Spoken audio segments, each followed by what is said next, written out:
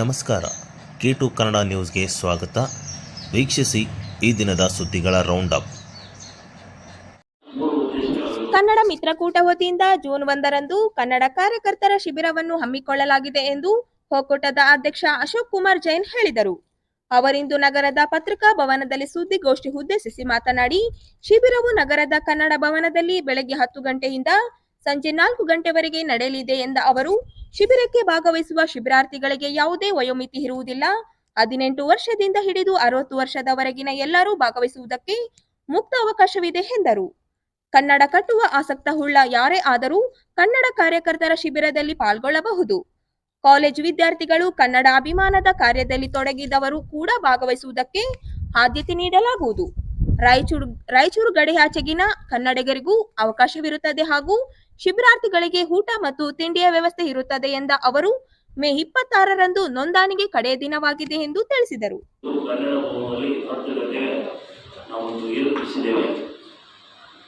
ಇವತ್ತಿನ ಪತ್ರಿಕಾಗೋಷ್ಠಿಯ ಮೂಲ ಉದ್ದೇಶ ಅಂದರೆ, ಈ ಶಿಬಿರಿಗೆ ಭಾಗವಹಿಸುವ ಶಿಬಿರಾರ್ಥಿಗಳಿಗೆ ಯಾವುದೇ ವಯೋಮಿತಿ ಇರುವುದಿಲ್ಲ. 18 ವರ್ಷದಿಂದ ಹಿಡಿದು 60 ವರ್ಷದವರೆಗೆ ಎಲ್ಲರೂ ಭಾಗವಹಿಸಲು ಅವಕಾಶವಿದೆ. ಕನ್ನಡ ಕಟ್ಟುವ ಆಸಕ್ತಿಯುಳ್ಳ ಯಾರೇ ಆದರೂ ಕನ್ನಡ ಕಾರ್ಯಕರ್ತರ ಶಿಬಿರದಲ್ಲಿ ಪಾಲ್ಗೊಳ್ಳಬಹುದು. ಕಾಲೇಜು ವಿದ್ಯಾರ್ಥಿಗಳು, ಕನ್ನಡದ ಅಭಿಮಾನ ಕಾರ್ಯದಲ್ಲಿ ತೊಡಗಿರುವವರು ಕೂಡ ಭಾಗವಹಿಸಲಿಕ್ಕೆ ಆದ್ಯತೆ ನೀಡಲಾಗುವುದು. ರಾಯಚೂರು ಗಡಿಯಾಚೆಗಿನ ಕನ್ನಡಿಗರು ಕೂಡ ಅವಕಾಶವಿರುತ್ತದೆ. ಶಿಬಿರಾರ್ಥಿಗಳಿಗೆ ಊಟ ಮತ್ತು ತಿಂಡಿ ವ್ಯವಸ್ಥೆ ಇರುತ್ತದೆ. ತಮ್ಮ ದರ್ಶನಲ್ಲೇ ಬಂದು ಹೋಗಬೇಕು. ಮುಖ್ಯವಾಗಿ ಕನ್ನಡ ಕಳಕಳಿ ಇರಬೇಕು.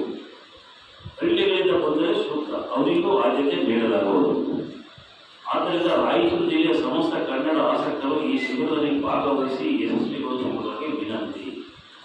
ಈ ಶಿಬಿರದಲ್ಲಿ ಭಾಗವಹಿಸಲು ತಮ್ಮ ಹೆಸರನ್ನು ನೋಂದಣಿ ಮಾತ್ರ, ಸಂಪರ್ಕಿತ ಹೆಸರು ಮತ್ತು ಮೊಬೈಲ್ ನಂಬರ್, ಶ್ರೀ ರಾಮಣ್ಣ ನ್ಯಾಯದ ಪ್ರಧಾನ ಕಾರ್ಯದರ್ಶಿಗಳು ಕನ್ನಡ ಮಿತ್ರರು ಕೂಡ ಅವರ ನಾವು ಕರೆ ಸಂಖ್ಯೆಯನ್ನು ಹಾಕಿದ್ದೇವೆ.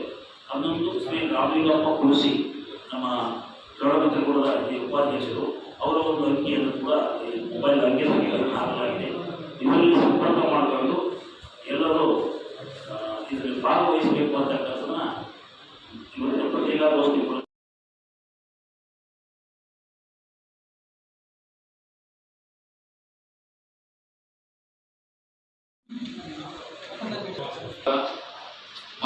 ಹೈದರಾಬಾದ್ ಕರ್ನಾಟಕ ಜನಂಗೋಲನ ಕೇಂದ್ರ ವತಿಯಿಂದ ಮೇ 24-25ರಂದು ವರ್ತಮಾನ ಸಂದರ್ಭದಲ್ಲಿ ರಾಜಕಾರಣ ತತ್ವ ಸಿದ್ಧಾಂತಗಳ ಮನನ ಚಿಂತನ ಮಂಥನ ಕಾರ್ಯಕ್ರಮವನ್ನು ಹಮ್ಮಿಕೊಳ್ಳಲಾಗಿದೆ ಎಂದು ಸಂಸ್ಥೆಯ ಜಿಲ್ಲಾಧ್ಯಕ್ಷ ಬಿ ಬಸವರಾಜ್ ಹೇಳಿದರು.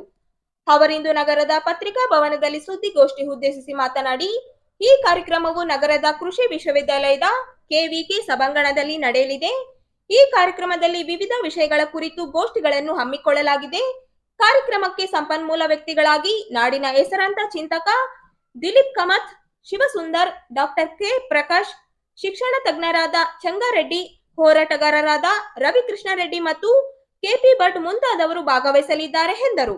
ಡಾಕ್ಟರ್ ಚಂದ್ರಗಿರೀಶ ಚಾಮರಸ ಮಾಲಿಪಾಟೀಲ್, ಶ್ಯಾಮಲಾ ಪೂಜಾರ ಕಾಲಲ್ ಬಂಡಿ, ವೀರ ಹನುಮಾನ, ಪತ್ರಕರ್ತರಾದ ರಾಮಕೃಷ್ಣ ದಾಸರಿ, ದತ್ತು ಸರ್ಕೆಲ್, ಶಿವಪ್ಪ ಮಡಿವಾಳ, ಮಂಜುನಾಥ್ ಸಾಲಿ, ಗೌಡಪ್ಪ ಗೌಡ ಮುಂತಾದವರು ಸಂವಾದದಲ್ಲಿ ಭಾಗವಹಿಸಲಿದ್ದಾರೆ ಎಂದರು. ಕೃಷಿ ವಿಶ್ವವಿದ್ಯಾಲಯದ ಕೆವಿಕೆ ಸಭಾಂಗಣದಲ್ಲಿ ಒಂದು ವರ್ಕ್ಶಾಪ್ ಅನ್ನು ಹಮ್ಮಿಕೊಂಡಿದ್ದೇವೆ. ಈ ಒಂದು ವರ್ಕ್ಶಾಪ್ನಲ್ಲಿ ವಿಶೇಷವಾಗಿ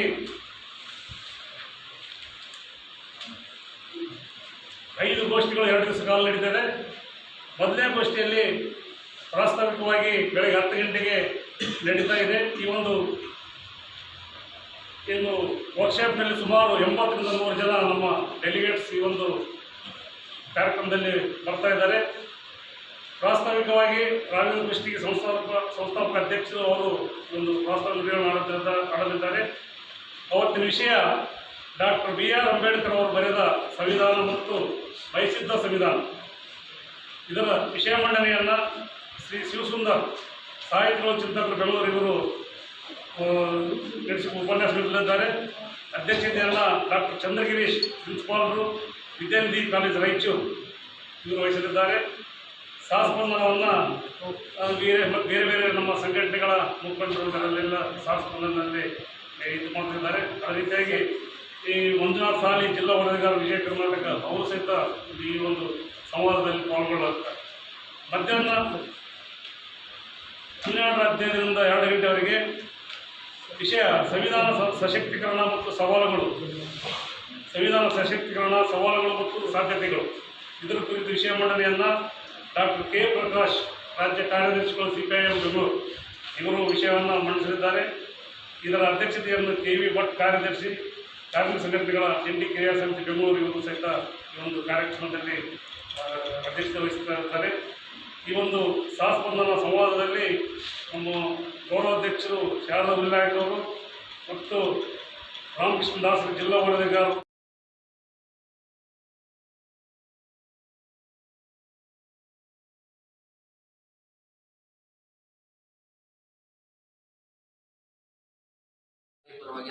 PUC ವಾರ್ಷಿಕ ಪರೀಕ್ಷೆ 2ರಲ್ಲಿ 6788 ವಿದ್ಯಾರ್ಥಿಗಳಲ್ಲಿ 1625 ವಿದ್ಯಾರ್ಥಿಗಳು ಉತ್ತೀರ್ಣರಾಗಿದ್ದು, ಉತ್ತೀರ್ಣರಾದ ವಿದ್ಯಾರ್ಥಿಗಳ ಭವಿಷ್ಯಕ್ಕಾಗಿ 3ನೇ ವಾರ್ಷಿಕ ಪರೀಕ್ಷೆಯನ್ನು ನಡೆಸಲಾಗುತ್ತಿದ್ದು, ವಿದ್ಯಾರ್ಥಿಗಳು ಪರೀಕ್ಷೆಗೆ ನೋಂದಣಿ ಮಾಡಿಕೊಂಡು ವಿದ್ಯಾಭ್ಯಾಸವನ್ನು ಮುಂದುವರಿಸಬೇಕು ಎಂದು ಪದವಿ ಪೂರ್ವ ಶಿಕ್ಷಣ ಇಲಾಖೆ ಉಪನಿರ್ದೇಶಕ ಕೊಟ್ರಬಸಪ್ಪ ಕೆ ಹೇಳಿದರು. ಅವರಿಂದು ನಗರದ ಬಾಲಕ ಪದವಿ ಪೂರ್ವ ಕಾಲೇಜಿನಲ್ಲಿ ಸುದ್ದಿಗಾರರೊಂದಿಗೆ ಮಾತನಾಡಿ, ಪದವಿ ಪೂರ್ವ ಶಿಕ್ಷಣ ಇಲಾಖೆಯಿಂದ ವಿದ್ಯಾರ್ಥಿಗಳಿಗೆ ಅನುಕೂಲವಾಗುವ ನಿಟ್ಟಿನಲ್ಲಿ ಹಾಗೂ ಪರೀಕ್ಷಾ ಫಲಿತಾಂಶವನ್ನು ಸುಧಾರಿಸಲು ಸಾಕಷ್ಟು ಕಾರ್ಯಕ್ರಮಗಳನ್ನು ಹಮ್ಮಿಕೊಳ್ಳಲಾಗಿದ್ದು, ಇದೇ ಹಿನ್ನೆಲೆಯಲ್ಲಿ PUC ವಾರ್ಷಿಕ ಪರೀಕ್ಷೆ 2ರಲ್ಲಿ ಉತ್ತೀರ್ಣರಾದ ವಿದ್ಯಾರ್ಥಿಗಳಿಗೆ ಮರು ಅವಕಾಶ ನೀಡಿ ಪರೀಕ್ಷೆ ಬರೆಯಲು ಅವಕಾಶ ನೀಡಿದ್ದು, 3ನೇ ಪರೀಕ್ಷೆಗೆ ಅವಕಾಶ ನೀಡಲಾಗಿದೆ ಎಂದರು. ಹಿಂದಿನ ಪರೀಕ್ಷೆಗಳಲ್ಲಿ ಉತ್ತೀರ್ಣರಾದ ವಿದ್ಯಾರ್ಥಿಗಳು ಯಾವ ವಿಷಯದಲ್ಲಿ ಉತ್ತೀರ್ಣ ಅಥವಾ ಅತಿ ಕಡಿಮೆ ಅಂಕವನ್ನು ಪಡೆದಿದ್ದಾರೆ ಎಂಬುದನ್ನು ಗಮನದಲ್ಲಿ ಇಟ್ಟುಕೊಂಡು ವಿದ್ಯಾರ್ಥಿಗಳಲ್ಲಿ ಪರಿಹಾರ ಬೋಧನೆ ಎಂಬ ಕಾರ್ಯಕ್ರಮದಡಿ ಆಯಾ ವಿಷಯಗಳ ಉಪನ್ಯಾಸಕರಿಂದ ಹೆಚ್ಚಿನ ಬೋಧನೆಯನ್ನು ವಿದ್ಯಾರ್ಥಿಗಳಿಗೆ ನೀಡಲಾಗುವುದು ಎಂದು ತಿಳಿಸಿದರು. ಅವಕಾಶ ಕಲ್ಪಿಸಿದ್ದರಿಂದ ರಾಜ್ಯದಲ್ಲಿ 60,697 ವಿದ್ಯಾರ್ಥಿಗಳು ಉತ್ತೀರ್ಣರಾಗಿದ್ದಾರೆ. ಅದರಂತೆ ರಾಯಚೂರು ಜಿಲ್ಲೆಯಲ್ಲಿ ಪರೀಕ್ಷೆ 2ರಲ್ಲಿ 6,788 ವಿದ್ಯಾರ್ಥಿಗಳಲ್ಲಿ 1,425 ವಿದ್ಯಾರ್ಥಿಗಳು ಉತ್ತೀರ್ಣರಾಗಿದ್ದಾರೆ. ಜಿಲ್ಲೆಯ ಪರೀಕ್ಷೆ 2 ಪ್ರತಿಶತ 23.09 ಫಲಿತಾಂಶವಾಗಿರುತ್ತದೆ. ಅದೇ ರೀತಿ ಘನ ಸರ್ಕಾರವು ವಿದ್ಯಾರ್ಥಿಗಳ ಭವಿಷ್ಯಕ್ಕಾಗಿ 3ನೇ ಪರೀಕ್ಷೆ ದಿನಾಂಕ 9/6/25ರಿಂದ 20/6/25ರವರೆಗೆ ನಡೆಸಲಾಗುತ್ತದೆ. ಪರೀಕ್ಷೆ ನೋಂದಣಿ ಮಾಡಿಕೊಳ್ಳಲು ದಿನಾಂಕ 28/5/2025ರ ಅಂತಿಮ ದಿನವಾಗಿದೆ. ಅನುತ್ತೀರ್ಣರಾದ ಎಲ್ಲ ವಿದ್ಯಾರ್ಥಿಗಳು ತಮ್ಮ ಮುಂದಿನ ಉತ್ತಮ ಭವಿಷ್ಯಕ್ಕಾಗಿ ವಿದ್ಯಾಭ್ಯಾಸವನ್ನು ಮುಂದುವರಿಸಬೇಕೆಂದು ಸರ್ಕಾರಿ ಅನುದಾನರಹಿತ ಪದವಿ ಪೂರ್ವ ಕಾಲೇಜಿನ ಪ್ರಾಂಶುಪಾಲರು ವಿದ್ಯಾರ್ಥಿಗಳನ್ನು 3ನೇ ಪರೀಕ್ಷೆಗೆ ನೋಂದಾಯಿಸಿ ಪರೀಕ್ಷೆಗೆ ಕಡ್ಡಾಯವಾಗಿ ಹಾಜರಾಗುವಂತೆ ಕ್ರಮ ವಹಿಸುವುದು. ಈ ವಿದ್ಯಾರ್ಥಿಗಳಿಗೆ ಪರಿಹಾರ ಬೋಧನೆ ತರಗತಿಗಳನ್ನು ನಡೆಸುವಂತೆ ಪ್ರಾಂಶುಪಾಲರಿಗೆ ಸೂಕ್ತ ನಿರ್ದೇಶನ ನೀಡಲಾಗಿದೆ.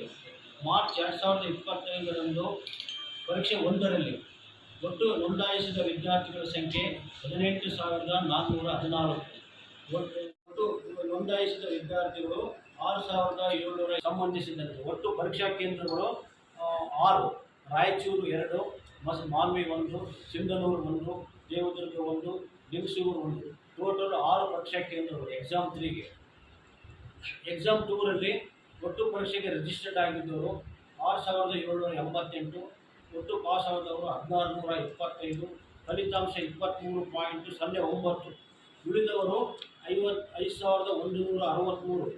ಎಕ್ಸಾಮ್ 3ಗೆ ಪರೀಕ್ಷೆ ತೆಗೆದುಕೊಳ್ಳಲು ಎಲ್ಲ ಪ್ರಾಂಶುಪಾಲರಿಗೆ ಮತ್ತು ಸಿಬ್ಬಂದಿ ವರ್ಗದವರಿಗೆ ಕ್ಲಿಯರ್ ಆಗಿರ್ತಕ್ಕಂಥ ವಿದ್ಯಾರ್ಥಿಗಳು ಕಟ್ಟಿಸಿಕೊಳ್ಳಲಿಕ್ಕೆ ಅವರಿಗೆಲ್ಲ ಮಾಹಿತಿ ಕೊಡಲಾಗಿದೆ.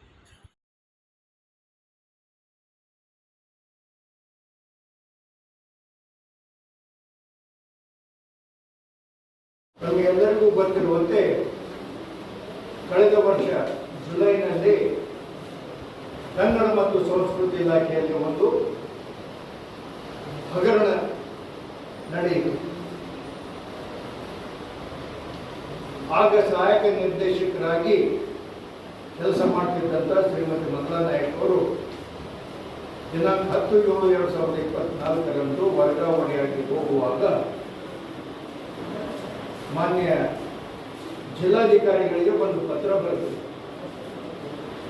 ತಮ್ಮ ಇಲಾಖೆಯಲ್ಲಿ ಕೆಲಸ ಮಾಡುತ್ತಿದ್ದಂಥ ಸಿದ್ದಪ್ಪ ಮತ್ತು ಶ್ರೀದೇವಿ ಎನ್ನುವಂಥ ಹೊರಗುತ್ತಿಗೆ ಸಿಬ್ಬಂದಿಯವರು ರಾಯಚೂರಿನ ಕಲಾವಿದರಿಂದ ಧನ ಸಹಾಯ ಹಾಗೂ ಪ್ರಾಯೋಜನೆ ಅನುಕೂಲ ಮಾಡಿಕೊಡುತ್ತೇವೆ ಅಂತ ಕಲಾವಿದರಿಂದ ಲಂಚ ಪಡೆದಿದ್ದಾರೆ. ಸರಿಸುಮಾರು 15 ಲಕ್ಷ ರೂಪಾಯಿ ಲಂಚ ಪಡೆದಿದ್ದಾರೆ ಎಂದು ಆರೋಪ ಮಾಡಿ ಮಾನ್ಯ ಜಿಲ್ಲಾಧಿಕಾರಿಗಳಿಗೆ ಪತ್ರ ಬರೆದು ಅವ್ರನ್ನ ಕೆಲಸದಿಂದ ತೆಗೆದುಹಾಕಿದರು. ಇದು ವಿಷಯ. ಅದರ ನಂತರ ಸದರಿ ಪ್ರಕರಣದ ತನಿಖೆ ಪ್ರಾರಂಭಗೊಂಡಿತು. ಕಲಬುರಗಿ ವಲಯದ ಜಂಟಿ ನಿರ್ದೇಶಕರು ಬಸವರಾಜ್ ಹೂಗಾರ್ ಅವರು ಬಂದು ಜನವರಿ 2025ರಲ್ಲಿ ಕಲಾವಿದರನ್ನ ಅದರ ಬಗ್ಗೆ ಆಕ್ಷೇಪಣೆ ಇರುವಂತಹ ವ್ಯಕ್ತಿಗಳನ್ನ ಕರೆಸಿ ತನಿಖೆಗೆ ಅವರವರ ವ್ಯಕ್ತವ್ಯವನ್ನು ಸ್ಟೇಟ್ಮೆಂಟ್ಸ್ ಅನ್ನು ತೆಗೆದುಕೊಂಡರು. ಇದಕ್ಕೆ ಬೇಕಾದಂತಹ ದಾಖಲೆಗಳು ಸಾಕ್ಷಿಗಳನ್ನ ಪ್ರಭಾರಿಯಾದಂತಹ ಕಲಬುರಗಿಯ ಸಹಾಯಕ ನಿರ್ದೇಶಕ ದತ್ತಪ್ಪ ಸಾಗನೂರವರು ಸಹಕಾರ ನೀಡಿದರು. ಅಲ್ಲಿಂದ ಈ ಪ್ರಕರಣ ಕುಂಟುತ್ತಾ ಸಾಗಿತು. ಪಾಮನಕಲ್ಲೂರು ಗ್ರಾಮಕ್ಕೆ ಮಂಜೂರಾಗಿರುವ ಮೊರಾರ್ಜಿ ದೇಸಾಯಿ ವಸತಿ ಶಾಲೆ ಎಸ್ಟಿ 850 ಬಸವೇಶ್ವರ ಸಂಸ್ಥಾನ ಕಲಬುರಗಿ ಸಹಕಾರದೊಂದಿಗೆ ಸಂದರ್ಭದಲ್ಲಿ ಮಾತನಾಡಿದ ಜಿಲ್ಲಾ ಘಟಕ ಹಾಗೂ ಅವರಿಂದ ಸುದ್ದಿಗಾರರಿಗೆ ಮಾತನಾಡಿದ ಪಾಮನಕಲ್ಲೂರು ಗ್ರಾಮದ ಈ ವಸತಿ ಶಾಲೆ ಮಟ್ಟದ ಬೃಹತ್ ಸಮಾವೇಶ ಕಡ್ಡಾಯವಾಗಿ ಹಾಜರಾಗಿರಬೇಕೆಂದು ನಡೆಯಲಿದೆ. ಈ ಕಾರ್ಯಕ್ರಮದ ಜಿಲ್ಲಾ ಭಾರತ ವೀರಶೈವ ಗ್ರಾಮದ ಮಹಾಸಭಾ ಅಧ್ಯಕ್ಷರಾದ ಈ ಜಮೀನಿನ